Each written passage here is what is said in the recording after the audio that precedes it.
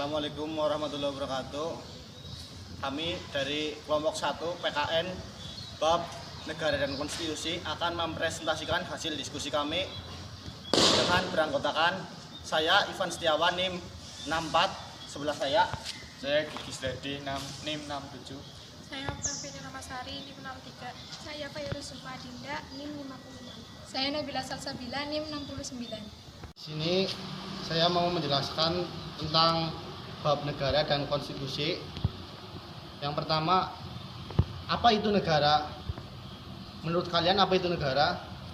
Negara merupakan satuan teritorial yang berdaulat, yang di dalamnya terdapat rakyat, wilayah, dan pemerintahan demi mencapai tujuan bersama. Yaitu ibarat kata itu dalam suatu organisasi kecil, cuman itu lingkupnya besar dalam satu wilayah, dan di situ terdapat sebuah undang-undang atau sebuah konstitusi yang mengatur suatu negara. Seperti yang dijelaskan oleh Sumijo 1986 28 sampai 29 mengutip beberapa pengertian negara menurut beberapa ahli. Di antaranya, yang pertama, menurut Plato, negara adalah suatu tubuh yang senantiasa maju, berevolusi, terdiri dari orang-orang atau individu-individu.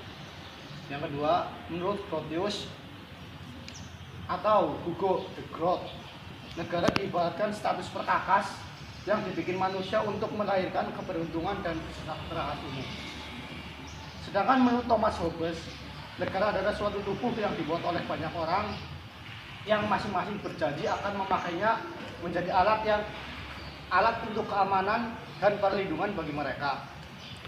Menurut J.J. Rousseau, negara adalah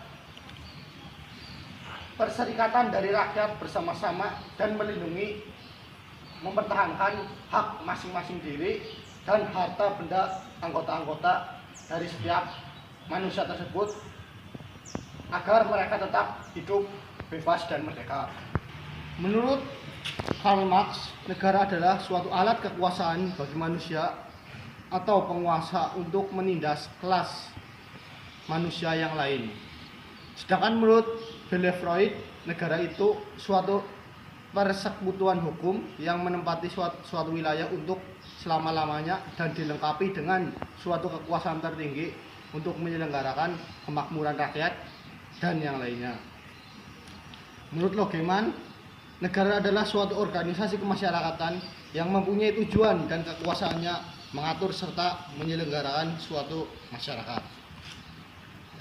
Sedangkan menurut Ibnu Khaldun, negara merupakan suatu tubuh yang persis keadaannya sebagai tubuh manusia, mempunyai sifat tabiat sendiri, mempunyai badan jasmani dan rohani, dan mempunyai batas umur sebagaimana manusia. Ya, kemudian saya akan menjelaskan tentang unsur-unsur sebuah negara. Unsur negara ada 3 ya teman-teman. Yang pertama, ada rakyatnya. Yang kedua, ada sebuah wilayah dengan batas-batas tertentu. Dan yang ketiga adalah ada pemerintah yang berdaulat. Pertama, rakyat. Rakyat dalam suatu negara dapat dibedakan antara penduduk dan bukan penduduk. Penduduk adalah orang yang bertempat tinggal, menetap atau berdomisili di suatu daerah atau negara tersebut. Sementara bukan penduduk adalah orang-orang yang bertempat tinggal atau berdomisili di situ hanya dalam waktu sementara, tidak untuk selama-lama gitu. Kemudian penduduk merupakan anggota yang sah dan resmi dari suatu negara dan dapat diatur sepenuhnya oleh pemerintah yang bersangkutan yang dinamakan dengan warga negara. Sementara di luar itu semua dinamakan orang asing atau warga negara asing. Dan selanjutnya yaitu wilayah dengan batas-batas tertentu. Pada umumnya wilayah suatu negara meliputi wilayah darat, wilayah laut, wilayah udara. Walaupun ada beberapa negara yang tidak memiliki wilayah laut. Sementara di Indonesia terdapat 3 wilayah laut. Di antaranya adalah pertama, Batas laut teritorial. Laut teritorial adalah laut yang merupakan bagian wilayah suatu negara dan berada di bawah kedaulatan negara yang bersangkutan.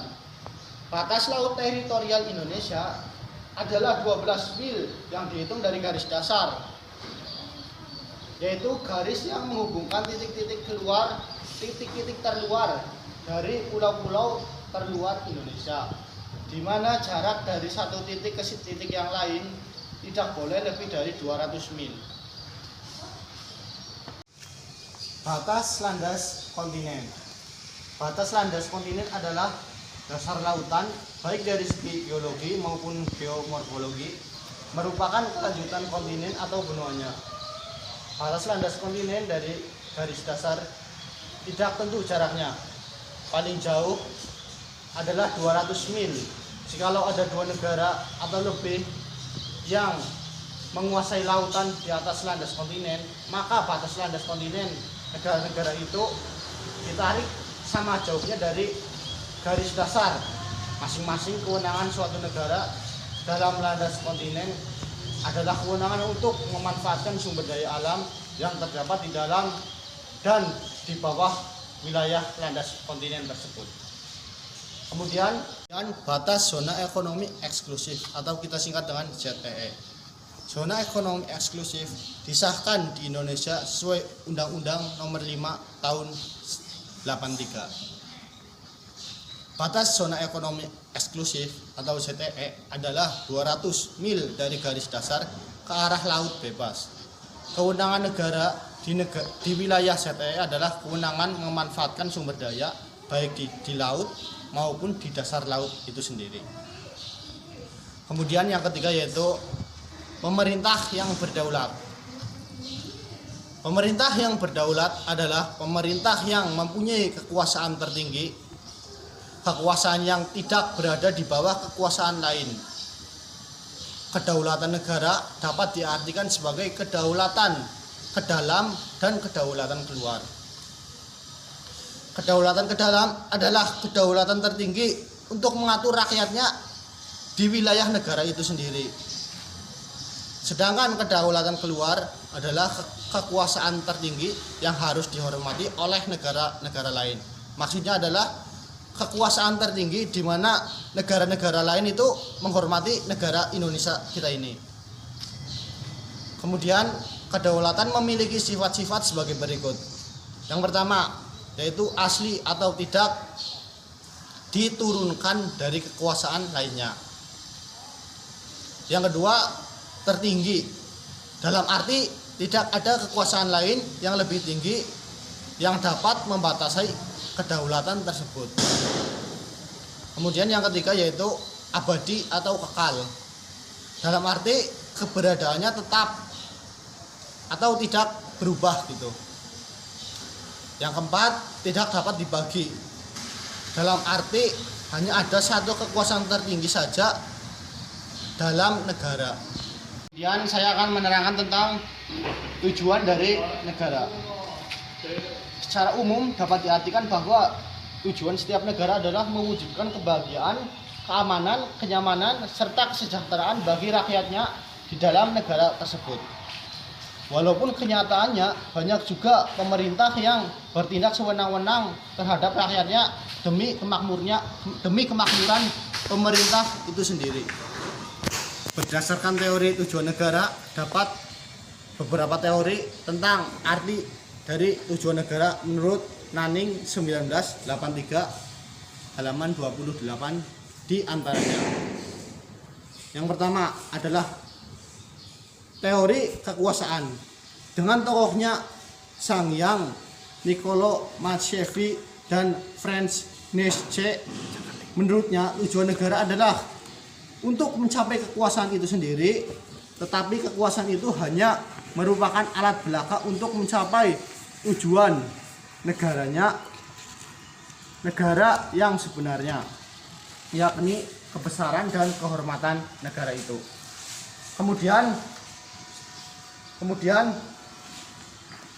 teori yang kedua yaitu teori keamanan atau teori ketertiban dengan tokohnya Dante Alighieri, Thomas Hobbes, Montesquieu, dan Epicurus.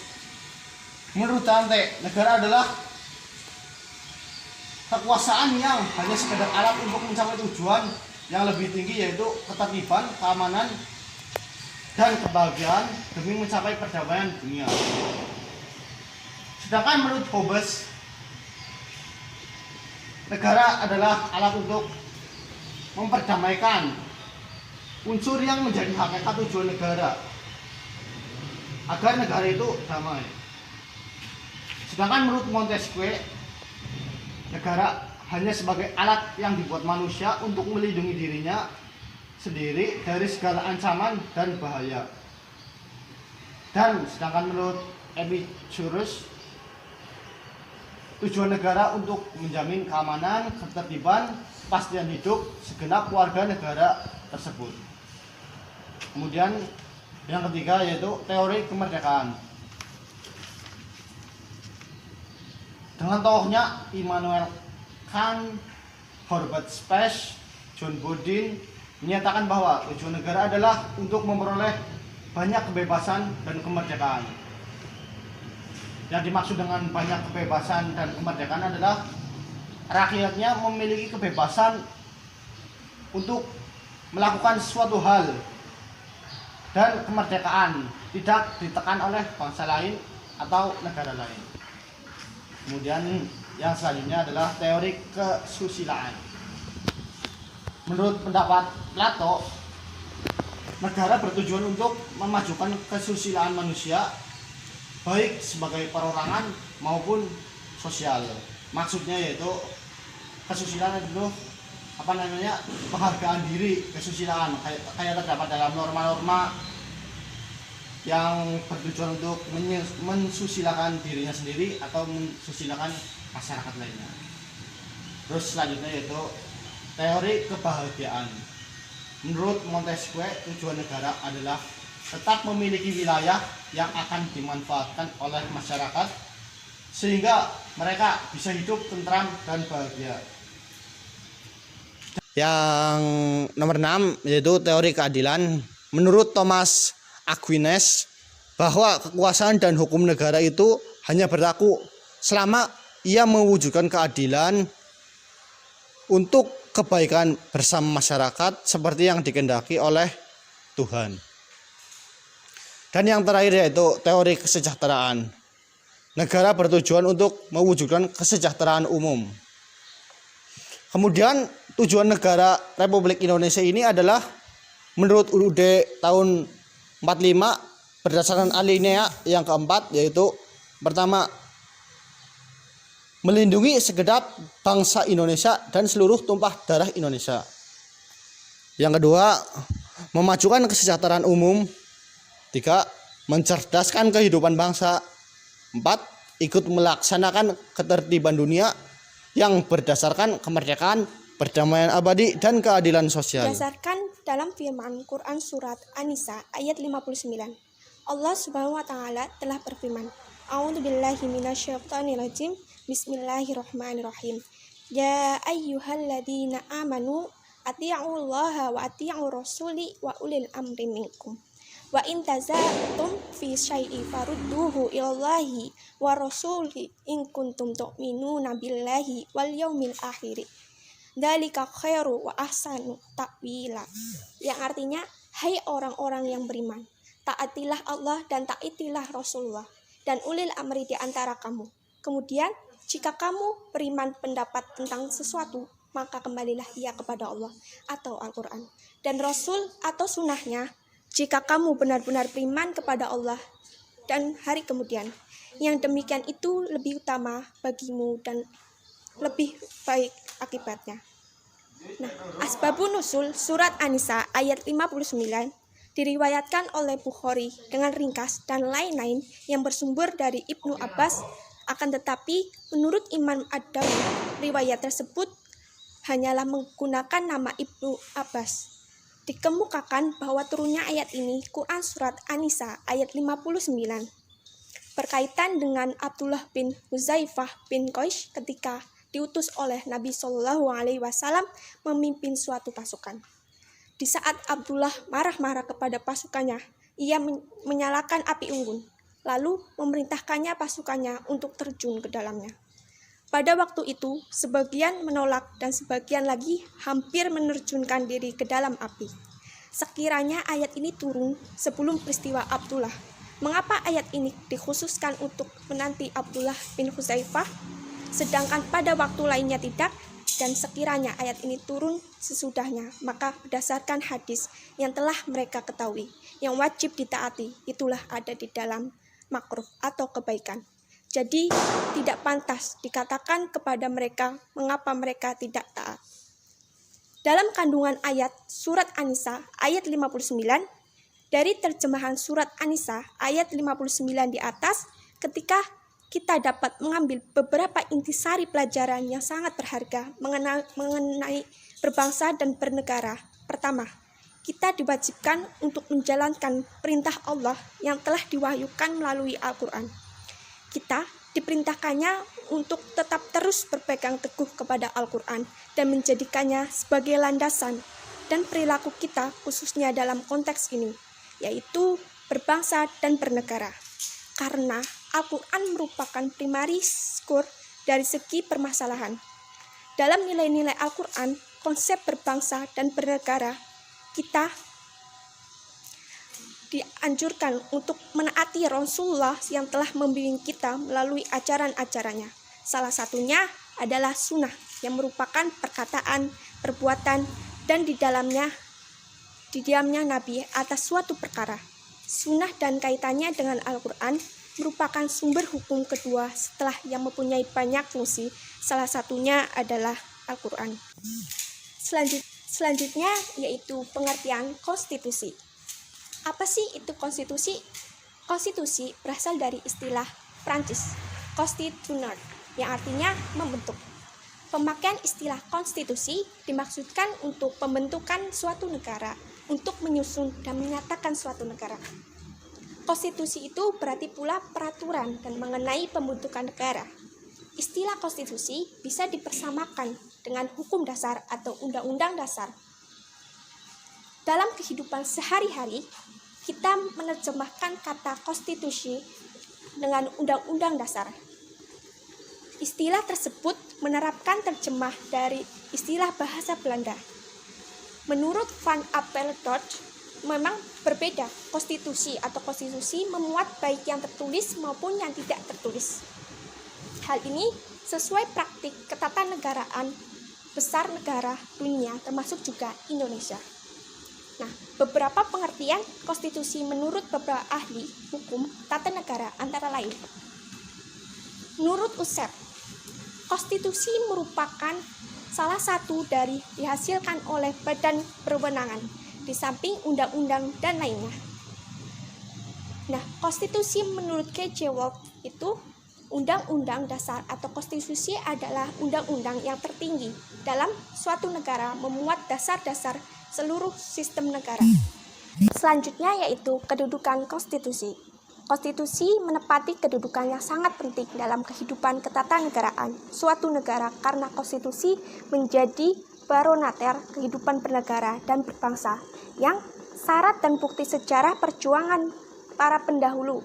Selain itu, konstitusi juga merupakan ide-ide dasar yang digariskan oleh the founding fathers serta memberikan arahan kepada generasi penerus bangsa dan dalam mengemudikan suatu negara yang mereka pimpin. Nah, meskipun konstitusi yang ada di dunia ini berbeda-beda dalam hal tujuan, bentuk, dan isinya, tetapi umumnya mereka mempunyai kedudukan formal yang sama, yaitu sebagai hukum dasar dan hukum tertinggi. Yang pertama, konstitusi sebagai hukum dasar. Konstitusi berkedudukan sebagai hukum dasar karena ia berisi aturan dan ketentuan tentang hal-hal yang mendasar dalam kehidupan. Secara khusus, konstitusi memuat aturan tentang badan-badan pemerintah dan sekaligus memberikan kewenangan kepadanya. Konstitusi juga mengatur kekuasaan bagi setiap lembaga negara. Yang kedua adalah konstitusi sebagai hukum tertinggi. Konstitusi lazimnya juga memberikan kedudukan sebagai hukum tertinggi dalam tata hukum bersangkutan. Hal ini Berarti aturan-aturannya terdapat dalam konstitusi secara hierarkis mempunyai kedudukan lebih tinggi terhadap aturan-aturan lainnya. Oleh karena itu, aturan-aturan lain yang dibuat oleh pembentuk undang-undang harus sesuai atau tidak bertentangan dengan Undang-Undang Dasar.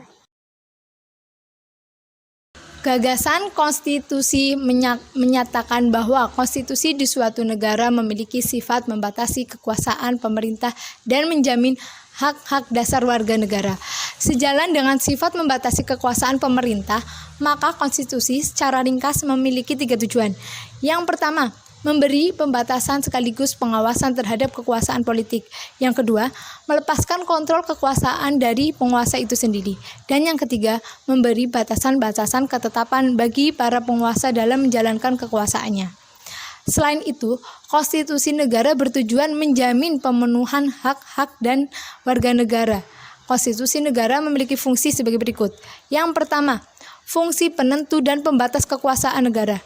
Yang kedua, fungsi pengatur hubungan kekuasaan antar anggota negara.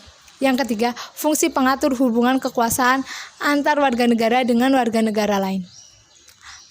Yang ketiga, fungsi pengatur hubungan kekuasaan antar warga negara dengan warga negara. Yang keempat, fungsi pemberi atau sumber legitimasi terhadap kekuasaan negara ataupun kegiatan penyelenggaraan kekuasaan negara. Yang kelima, fungsi penyalur atau pengalih kewenangan dari sumber kekuasaan yang asli atau dalam demokrasi adalah rakyat kepada warga negara. Yang keenam, fungsi simbolik yaitu sebagai sarana pemersatu sebagai rujukan identitas dan keagungan kebangsaan serta sebagai center of ceremony. Yang ketujuh, fungsi sebagai sarana pengendalian masyarakat atau social control baik dalam arti sempit yaitu bidang politik dan dalam arti luas mencakup bidang sosial dan ekonomi. Dan yang kedelapan, fungsi sebagai sarana perekayasaan dan pembaharuan masyarakat. Kemudian yang F, Undang-Undang Dasar 1945 sebagai Konstitusi Negara Indonesia. Negara Indonesia adalah Undang-Undang Dasar 1945 yang untuk pertama kali disahkan oleh Panitia Persiapan Kemerdekaan Indonesia atau PPKI pada tanggal 18 Agustus 1945. Menurut jenjang norma hukum, UUD 1945 adalah kelompok Staatsgrondgeset atau aturan dasar atau pokok negara yang berada di bawah Pancasila sebagai Grand Norm atau norma dasar. Satu, konstitusi yang pernah berlaku di Indonesia. Sejak proklamasi 17 Agustus 45 hingga sekarang di Indonesia telah berlaku 3 macam undang-undang dasar dalam 4 periode, yaitu A. Periode 18 Agustus 45 sampai 27 Desember 49 berlaku Undang-Undang Dasar 1945.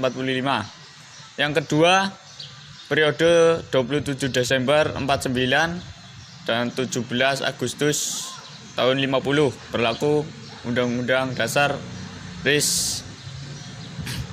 Yang ketiga, periode 17 Agustus 1950 sampai 5 Juli 1959 berlaku UUDS tahun 50. Yang keempat, periode 5 Juli tahun 59 sekarang kembali berlaku Undang-Undang Dasar 45.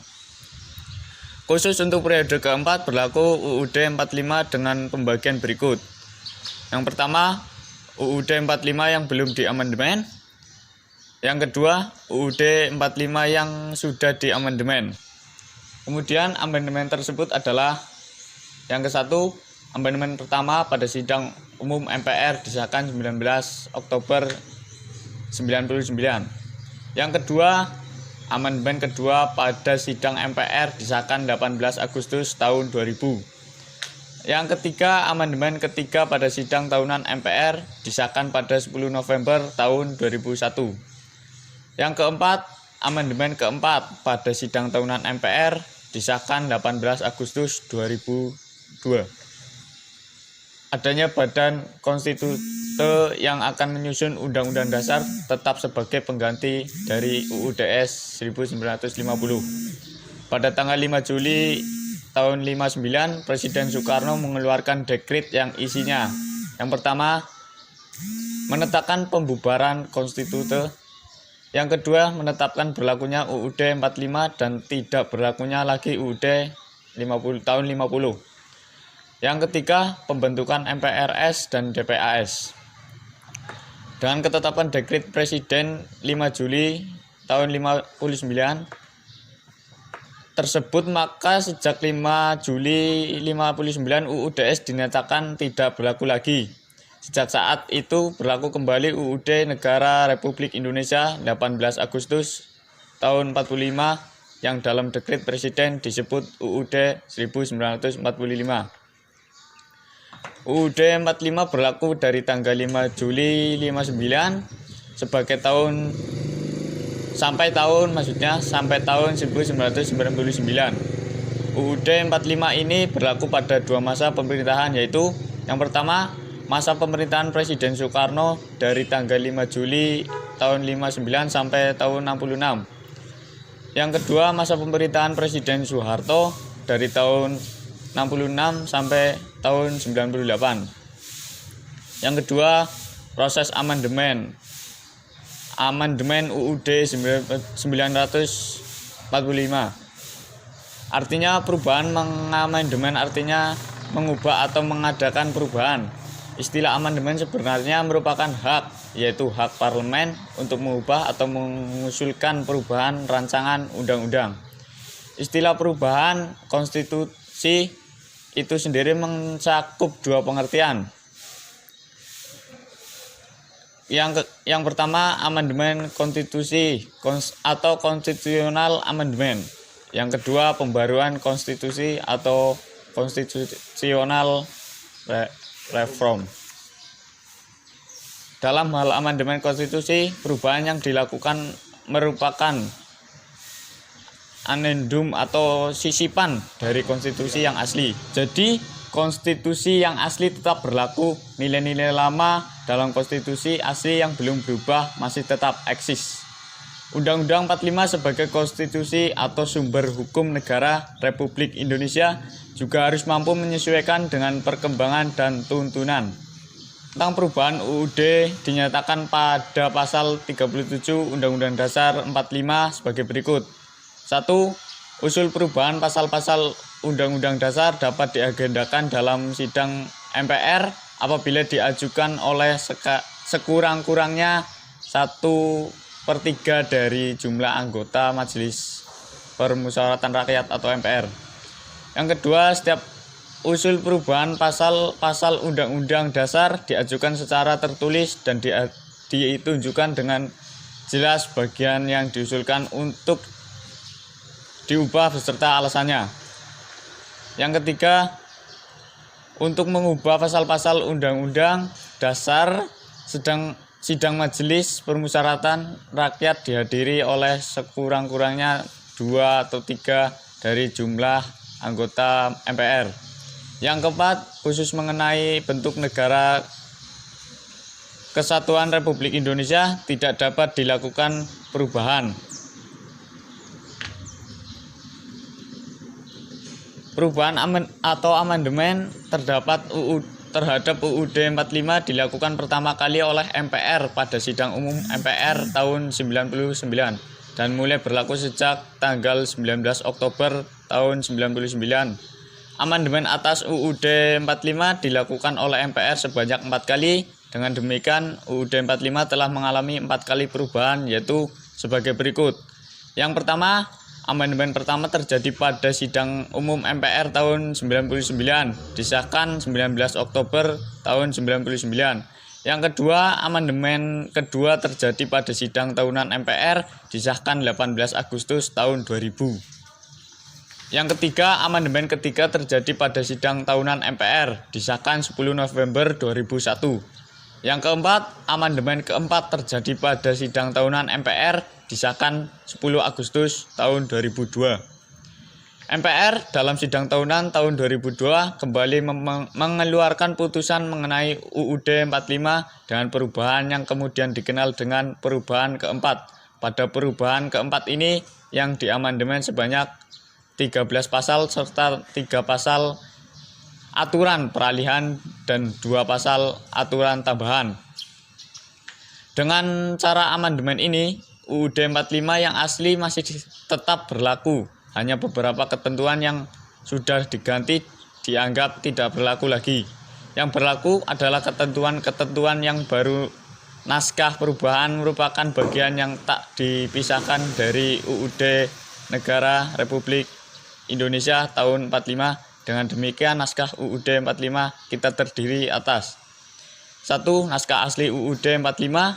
Yang kedua, naskah perubahan pertama UUD 45. Yang ketiga, naskah perubahan kedua UUD 45.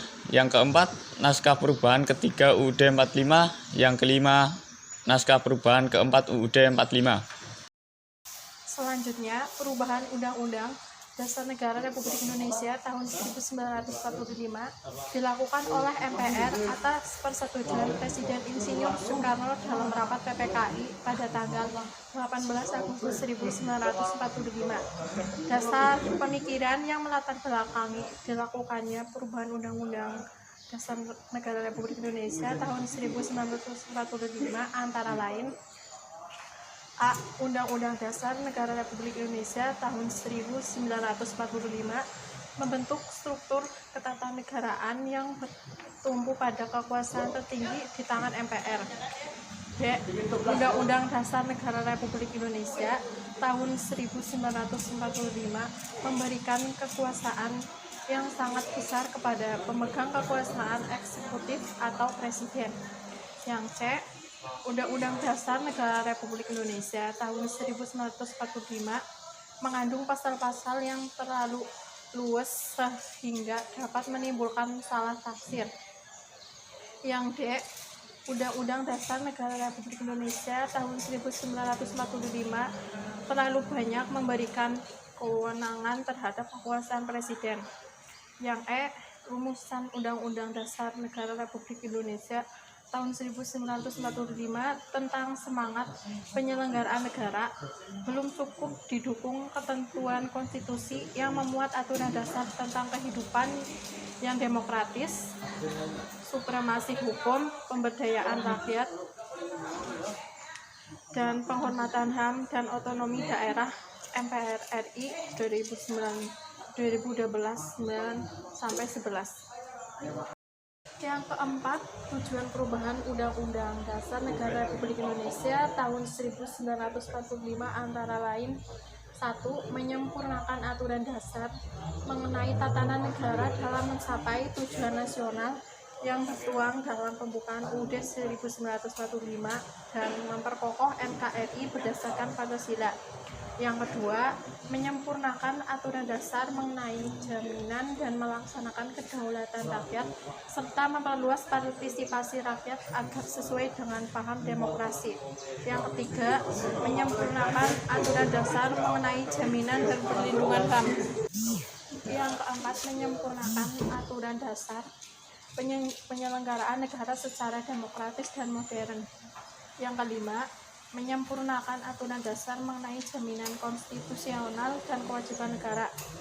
Yang keenam, melengkapi aturan dasar yang sangat penting dalam penyelenggaraan negara, eksistensi negara, dan perjuangan negara mewujudkan demokrasi.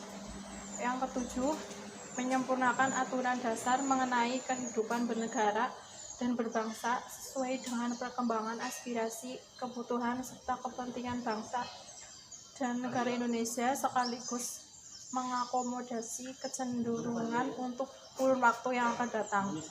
MPR RI 2012 ayat 12 sampai 13.